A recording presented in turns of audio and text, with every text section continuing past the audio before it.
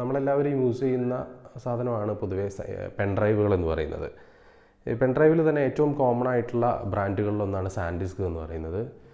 ഞാനൊരിക്കൽ ഒരു സാൻഡിസ്കിൻ്റെ ഒരു പെൻഡ്രൈവ് ഒരു റീറ്റെയിൽ ഷോപ്പിൽ നിന്ന് വാങ്ങി. നേരിട്ട് ഓൺലൈനായിട്ട് വാങ്ങി 2 ദിവസത്തെ ഡിലേ ഉണ്ട് ഡെലിവറി എന്ന് കണ്ടപ്പോൾ അർജൻറ്റ് ആയതുകൊണ്ടാണ് റീറ്റെയിൽ ഷോപ്പിൽ പോയിട്ട് സാധനം വാങ്ങിയത്. ഏകദേശം ആമസോണിൽ കണ്ട വിലയിനേക്കാളും 100 രൂപ അധികം കൊടുത്തിട്ടാണ് ഈ ഒരു സാധനം വാങ്ങിയത്. ഇതിൽ കൃത്യമായിട്ടുള്ള പാക്കേജ് കാര്യങ്ങളെല്ലാം തന്നെ ഉണ്ടായിരുന്നു.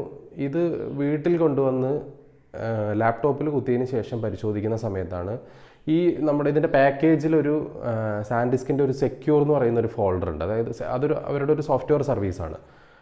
നമുക്ക് നമ്മുടെ ഫയൽസും കാര്യങ്ങളൊക്കെ തന്നെയും പാസ്വേഡ് ഇട്ട് പ്രൊട്ടക്റ്റ് ചെയ്തിട്ട് പെൻഡ്രൈവിൽ സൂക്ഷിക്കാൻ പറ്റുന്ന തരത്തിലുള്ള ഒരു സെറ്റപ്പ്. അപ്പോൾ ആ ഒരു സാധനം ഈ പറയുന്ന പെൻഡ്രൈവ് കുത്തുന്ന സമയത്ത് അതിലില്ല. അപ്പോൾ ചിലപ്പോൾ നമ്മളൊരു പക്ഷേ പിന്നീട് ഡൗൺലോഡ് ചെയ്യേണ്ടി വരുന്നതാവുമെന്ന് വിചാരിച്ചിട്ട് ഞാൻ ഈ വെബ്സൈറ്റിൽ സാൻഡിസ്കിൻ്റെ ഒഫീഷ്യൽ വെബ്സൈറ്റ് കയറിയിട്ട് ഈ ഒരു സെക്യൂർ എന്ന് പറയുന്ന ആ ഒരു സോഫ്റ്റ്വെയർ ഡൗൺലോഡ് ചെയ്യാൻ വേണ്ടിയിട്ട് ആ ഒരു പ്രോഗ്രാം ഡൗൺലോഡ് ചെയ്ത് സിസ്റ്റത്തിലേക്ക് ഡ്രാഗ് ചെയ്തിടാൻ പെൻഡ്രൈവിലേക്ക് ഡ്രാഗ് ചെയ്തിടാൻ ശ്രമിക്കുന്ന സമയത്താണ് കാണിക്കുന്നത് ഈ പെൻഡ്രൈവിൽ അത് സപ്പോർട്ട് ചെയ്യില്ല എന്ന്.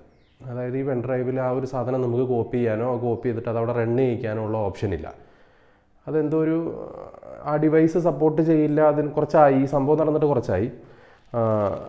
അങ്ങനെ എന്തോ ഒരു എററായിരുന്നു കാണിച്ചിരുന്നത്. ഞാനപ്പോൾ തന്നെ അതുമായിട്ട് ബന്ധപ്പെട്ട് യൂട്യൂബിൽ കുറച്ച് കാര്യങ്ങൾ നോക്കിയപ്പോഴാണ് മനസ്സിലായത് സാൻഡിസ്കിൻ്റെ ഒറിജിനൽ അല്ലാത്ത പെൻഡ്രൈവുകളിലാണ് ഈ ഒരു പ്രശ്നമുള്ളത്. അതായത് ഒറിജിനൽ പെൻഡ്രൈവുകളിൽ ആ ഒരു ഫീച്ചർ ഉണ്ട്. നമുക്ക് ആ ഒരു സോഫ്റ്റ്വെയർ ഇൻബിൽട്ടായിട്ട് അല്ലെങ്കിൽ അത് കിട്ടുമ്പോൾ തന്നെ ഡീഫോൾട്ടായിട്ട് ആ ഒരു പെൻഡ്രൈവിൻ്റെ ഉള്ളിൽ അത് ഉണ്ടായിരിക്കും. നമ്മൾ പ്രത്യേകം ഡൗൺലോഡ് ചെയ്യേണ്ട കാര്യമില്ല. ഇനി അത്തരം ഇല്ലെങ്കിൽ പോലും നമുക്ക് ഡൗൺലോഡ് ചെയ്യാനുള്ള സംവിധാനം വെബ്സൈറ്റിൽ അവർ വെച്ചിട്ടുണ്ട്. അത്തരം ഡൗൺലോഡ് ചെയ്ത് അത് ഇൻസ്റ്റാൾ ചെയ്യാനോ അല്ലെങ്കിൽ ആ പ്രോഗ്രാം ഇതിൽ റൺ ചെയ്യാനോ പറ്റുന്നില്ല എന്നുള്ളതിൻ്റെ അർത്ഥം ഈ പറയുന്ന സാൻഡിസ്കിൻ്റെ ഈ ഒരു അല്ലെങ്കിൽ ആ ഒരു പേരിൽ ഇറങ്ങിയിരിക്കുന്ന എൻ്റെ കയ്യിൽ കിട്ടിയിരിക്കുന്ന പെൻഡ്രൈവ് ഒരു കൗണ്ടർ ഫീറ്റ് അല്ലെങ്കിൽ ഒരു ഫേക്ക് പ്രൊഡക്റ്റ് ആയിരുന്നു എന്നുള്ള റിയാലിറ്റി ഞാനവിടെ മനസ്സിലാക്കി. എന്തായാലും റീറ്റെയിൽ ഷോപ്പ് ആയതുകൊണ്ട് നമ്മൾ കാര്യങ്ങൾ പോയി സംസാരിച്ചു. അവർ വളരെ ജെന്യൂനായിട്ട് പറഞ്ഞു അത് ഒറിജിനൽ അല്ല എന്നുള്ള കാര്യം അവർക്ക് അറിയാം. അവരത് അറിഞ്ഞുകൊണ്ട് തന്നെയാണ് അത് സെല്ല് ചെയ്തുകൊണ്ടിരിക്കുന്നത്. അപ്പോൾ നമ്മൾ ശ്രദ്ധിക്കേണ്ട ഒരു കാര്യം എന്താണെന്ന് വെച്ചിട്ടുണ്ടെങ്കിൽ ഒരു 700-800 രൂപയെങ്ങാണ്ടായിരുന്നു അന്ന് പെൻഡ്രൈവിന് വില.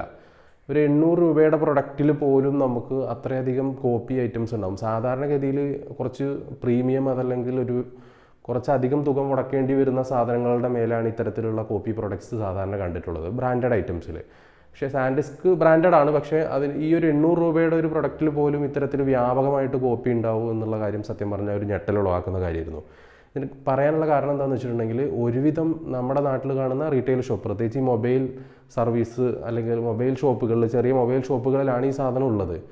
എനിക്ക് തോന്നുന്നു അവിടുത്തെ മിക്കവാറും എല്ലാ സാധനവും വ്യാജം തന്നെ ആയിരിക്കും. മീൻസ് ഈ സാൻഡിസ്കിൻ്റെ എന്ന് പറഞ്ഞ അവർ തൂക്കിയിട്ടുകൊണ്ടിരിക്കുന്ന എല്ലാ സാധനങ്ങളും ഒരുപക്ഷെ വ്യാജരാവാനുള്ള സാധ്യത വളരെ കൂടുതലാണ് എന്നുള്ളതാണ്.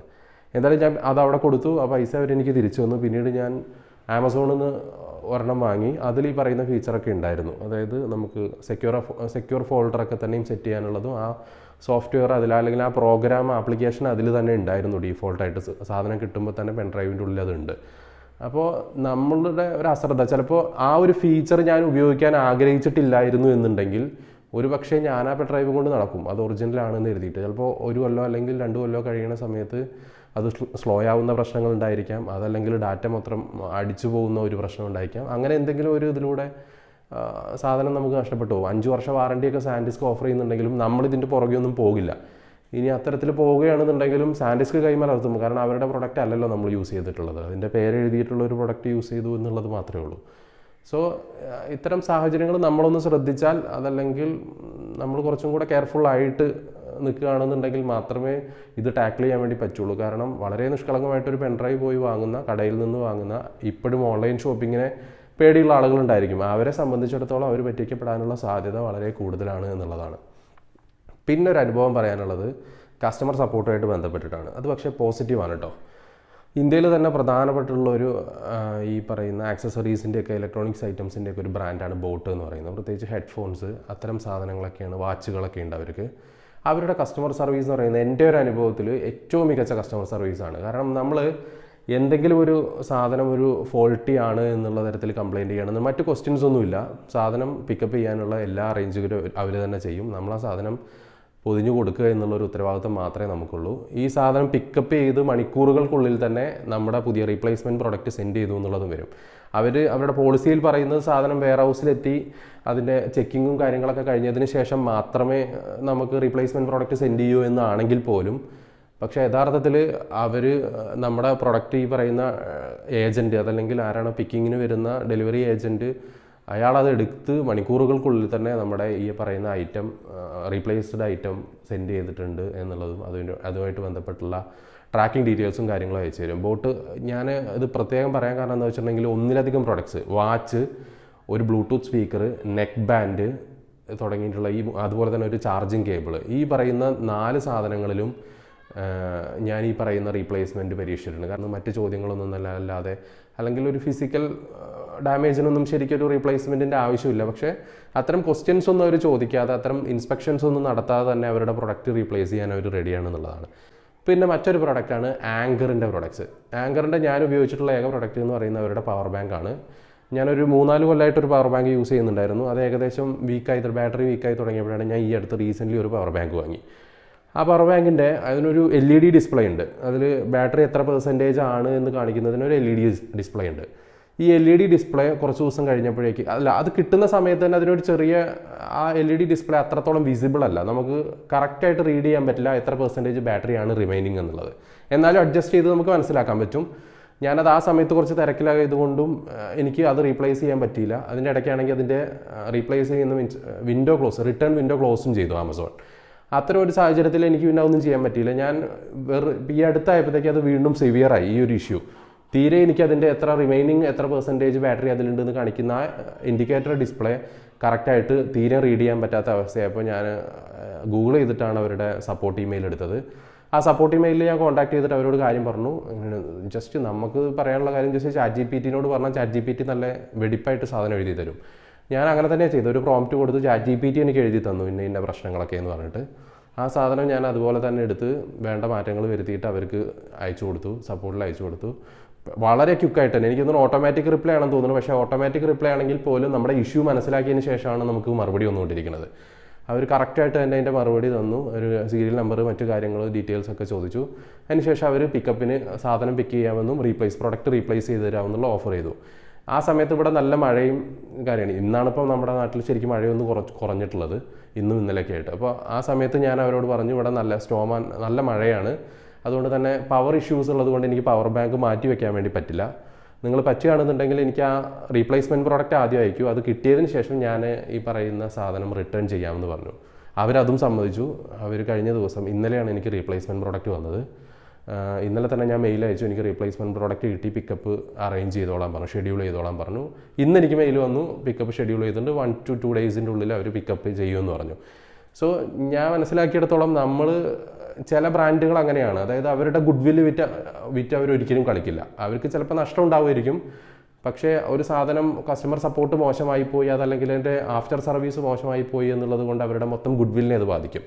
അത്തരം ഒരു റിസ്ക് എടുക്കാൻ വേണ്ടിയിട്ട് പല ബ്രാൻഡുകളും റെഡിയല്ല. നമ്മൾ പലപ്പോഴും ഒരു സാധനം ഫോൾട്ടി ആയിട്ടുണ്ടെങ്കിൽ നമ്മളിതിൻ്റെ വാറണ്ടി ചകഞ്ഞുകൊണ്ടോ അതല്ലെങ്കിൽ ഇത് 1 കൊല്ലം ഉണ്ടായിരുന്നു, 2 കൊല്ലം വാറണ്ടി ഉള്ള പ്രൊഡക്റ്റാണ് എന്നൊന്നും പറഞ്ഞ് ഇതിൻ്റെ പുറകെ പോകാൻ ആരും നിൽക്കില്ല. ഇപ്പം ഞാൻ നേരത്തെ പറഞ്ഞ ആങ്കറിൻ്റെ പ്രൊഡക്റ്റ് തന്നെ 18 മാസമാണ് വാറണ്ടി, അതായത് 1.5 വർഷം വാറണ്ടിയുള്ള പ്രൊഡക്റ്റാണ്. അപ്പോൾ എനിക്ക് തോന്നാറുണ്ട് ഒരുപക്ഷെ മുന്നേത്തെ പ്രൊഡക്റ്റ് എന്നാണ് അതിൻ്റെ ബാറ്ററി വീക്കായി തുടങ്ങിയതെന്ന് എനിക്ക് അത്ര ഓർമ്മയില്ല. ഞാൻ കുറേ കാലം അത് ഉപയോഗിച്ചു, ഏതായാലും 3 കൊല്ലത്തിന് മേലെ ഉപയോഗിച്ചതിന് ശേഷമാണ് അത് ഉപേക്ഷിക്കാൻ റെഡിയായത്. ഒരുപക്ഷെ അന്ന് തന്നെ ഞാൻ ഇതിൻ്റെ കസ്റ്റമർ സപ്പോർട്ടിൻ്റെ പുറകെ പോയിരുന്നെങ്കിൽ, അല്ലെങ്കിൽ ഒരു സർവീസിന് വേണ്ടി ഞാൻ ശ്രമിച്ചിരുന്നെങ്കിൽ ഒരുപക്ഷെ എനിക്ക് ഒരു റീപ്ലേസ്മെൻറ്റ് തന്നേനെ.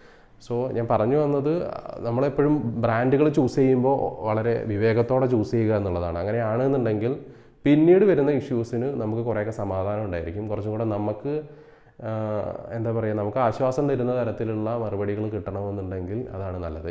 സോ നമ്മൾ പലപ്പോഴും ഈ പറയുന്ന വാറണ്ടി അല്ലെങ്കിൽ ഗ്യാരണ്ടി എന്നൊക്കെ പറയുന്നത് നമുക്ക് അവകാശപ്പെട്ടതാണ്, നമ്മുടെ റൈറ്റാണ് അതൊരു പ്രൊഡക്റ്റ് വാങ്ങുന്ന സമയത്ത്. അത് 1 ഇയർ ആവട്ടെ, 6 മന്ത് ആവട്ടെ, അതിന് എത്ര കാലം ആവട്ടെ, ഇതിൻ്റെ ഇടയ്ക്ക് എന്തെങ്കിലും തരത്തിലുള്ള ഫോൾട്ട് വരികയാണെന്നുണ്ടെങ്കിൽ ഡെഫിനറ്റ്ലി നമ്മളത് ക്ലെയിം ചെയ്യണം. ഇനി അതല്ല, ഇത്തരം സാഹചര്യങ്ങളല്ലാതെ തന്നെയും, അതായത് ചിലപ്പോൾ 1 ഇയർ കഴിഞ്ഞ ഉടനെ, ഇപ്പോൾ OnePlus-ൻ്റെ ഒക്കെ പ്രൊഡക്ട്സുമായിട്ട് ബന്ധപ്പെട്ട് കേൾക്കുന്ന ഒരു പരാതിയാണ്, 1 ഇയർ കഴിഞ്ഞ ഉടനെ അത് കംപ്ലൈൻ്റ് ആവും. അത്തരം സാഹചര്യങ്ങളിലാണെങ്കിൽ പോലും നമ്മൾ ഇവരുടെ സർവീസും കാര്യങ്ങളും ശരിക്കും യൂസ് ചെയ്യണം. അവരുമായിട്ട് കോൺടാക്ട് ചെയ്യണം. വാറണ്ടി ഓവറായി ജസ്റ്റ് നമ്മുടെ കൺസേൺ വളരെ ഒരു മനുഷ്യത്വപരമായ സമീപനം അവരുടെ ഭാഗത്തുനിന്ന് ഉണ്ടാവണമെന്ന രീതിയിൽ നമ്മൾ അവരോട് സംസാരിക്കുകയാണെന്നുണ്ടെങ്കിൽ ഡെഫിനറ്റ്ലി അവർ നമുക്കതിൻ്റെ റീപ്ലേസ്മെൻറ്റോ അതല്ലെങ്കിൽ എന്താണ് അവർക്ക് ചെയ്യാൻ പറ്റുന്ന ഏറ്റവും കസ്റ്റമർ സാറ്റിസ്ഫൈഡ് ആവുന്ന തരത്തിൽ എന്താണോ സർവീസ് ഉള്ളത് അവർ ചെയ്തു തരും. സോ ഞാനത് പറയാൻ വേണ്ടിയിട്ടാണ്, ഈ ഒരു 3 അനുഭവം എനിക്ക് ഉണ്ടായതിൽ നിന്ന് പറയാൻ വേണ്ടിയിട്ടാണ്. അതിൽ ഒരനുഭവം നമ്മളെപ്പോഴും ഡ്യൂപ്ലിക്കേറ്റുകളെ കുറിച്ച് ശ്രദ്ധിക്കുക.